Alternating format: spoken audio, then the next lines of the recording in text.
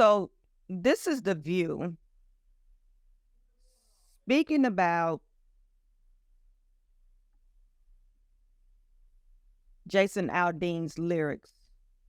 And I might interject because Sunny Hostin, she says that she's from Macon, Georgia, or her family's from Macon, Georgia.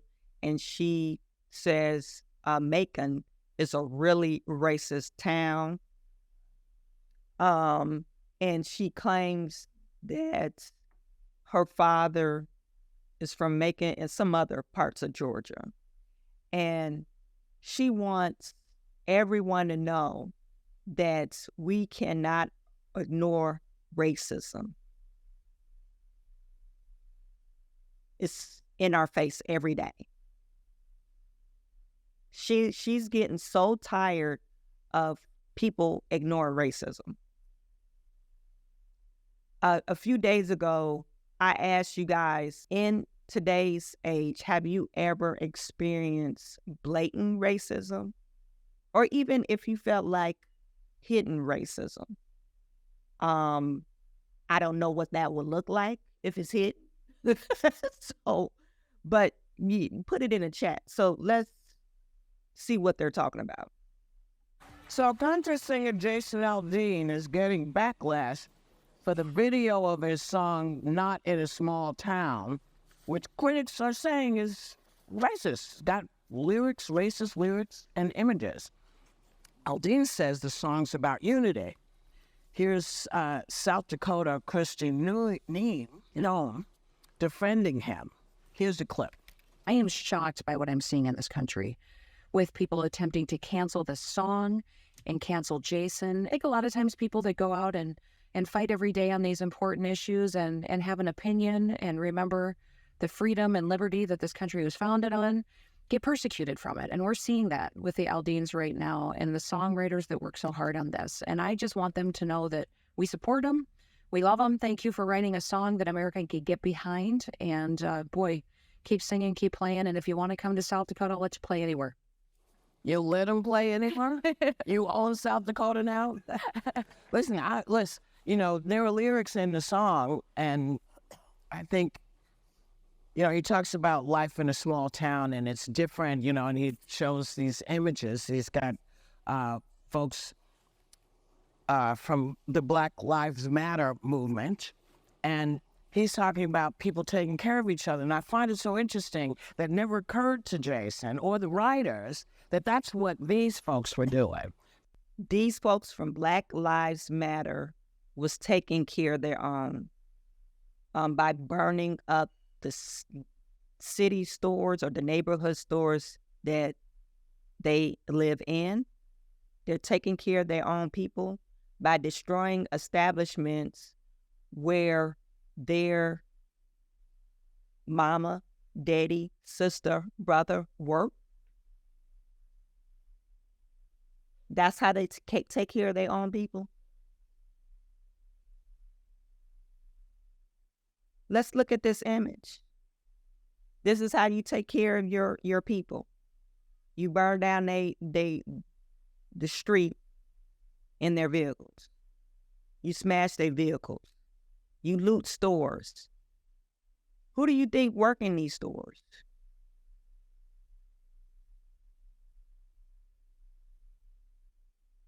Let me know. To me,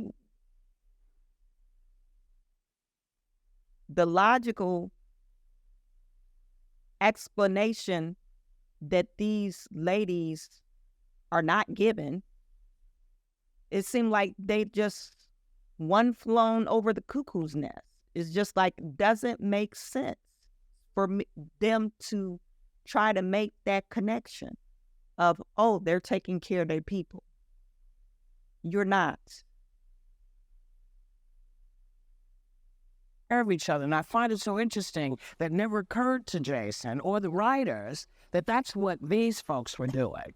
They were taking care of the people in their town because they didn't like what they saw. Just like you talk about people taking care of each other in small town.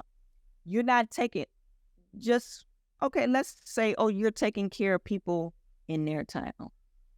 George Floyd, for instance. George Floyd, reason why he had an encounter with the police is because he went to a local store and tried to pass off a fake $20 bill. And it started from there. They probably knew him. They called the police. Oh, here's this guy again trying to pass off fake money. So they called the police. Those people, they could have said, oh, we don't want to call the police because we want to take care of our people, right? But instead, or even somebody off the street, oh, let me, whatever he's trying to get, let me buy it from him. You don't have to call the police. That's like taking care of your people. But instead, he ended up interaction with the police, and subsequently he died. And now they riot. And they probably riot that very same store where they called the police.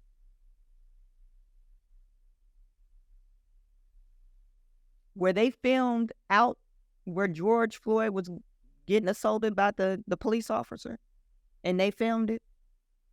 That store is probably not even there no more.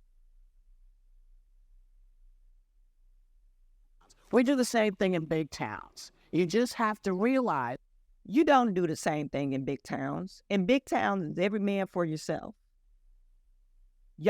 Black folks got a non-snitch code. You see something happen, and the cops come around and say, hey, did you see anything happen? No, I didn't see anything happen. You don't. I got a girlfriend, she lived in Detroit, borderline Detroit and Southfield.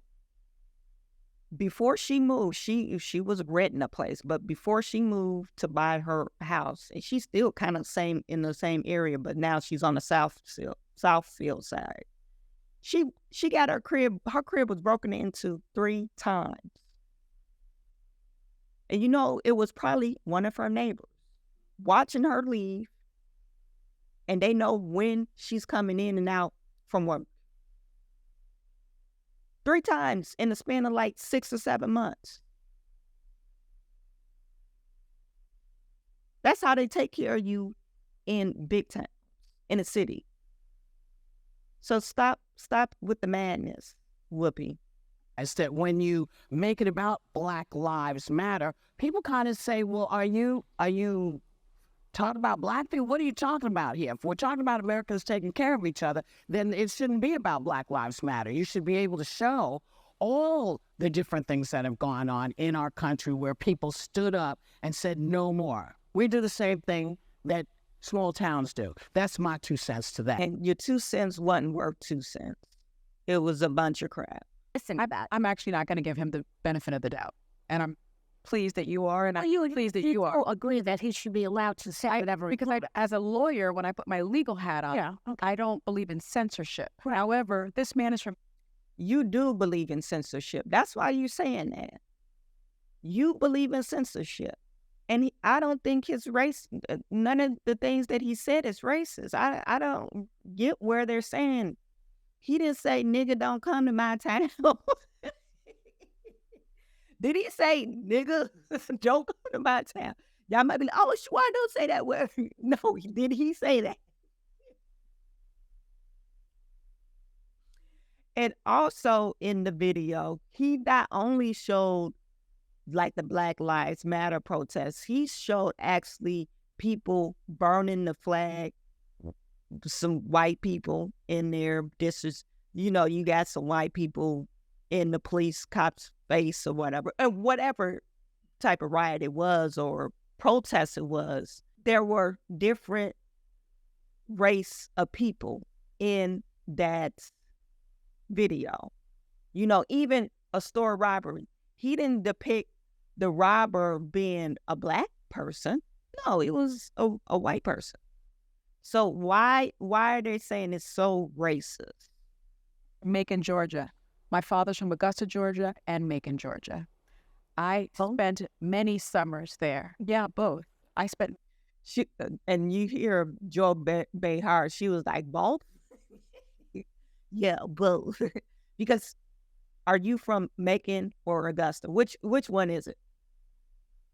Many summers there is one of the most racist places in this country. So don't tell me that he knew nothing about what that imagery meant Say he did. and what he.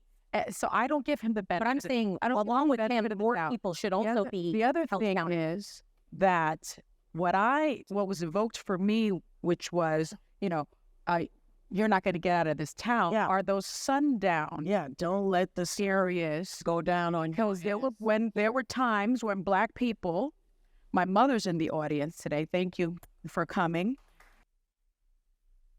That's what happened back then. Now, if you said or told me that you and your husband, because I think she's married to a white man, and they were in Georgia and they got ran out of town by the KKK. Now, I would have been like, oh, that is horrific. Something that happened in history, but doesn't exist today. Are people still being ran out of town because they not outside their race or there is interracial couples? I don't think so. We got a lot of mixed kids in our neighborhood, and we're a predominantly white neighborhood. So I don't think it rings true today. My father is still scarred from that experience, and you are still scarred from that experience. So And you see how she's trying to inflict pain. You're scarred from this experience. I mean, they're still alive to tell it, though. that not only was he aware of what he was doing by using that imagery, he embraces that imagery. And unfortunately, this became the #1 song on U.S. iTunes. We have a problem in this country about race, and the biggest problem is we refuse to admit that it exists. Well, I don't know why would you get offended by these lyrics, because as we stand today, we have black music is horrific. I just don't understand, how can you be offended by a person that's not cussing? He's talking about, taking care of his people in his town. Why would you be offended by that? Just like you should be saying, hey, you take care of the people in your town.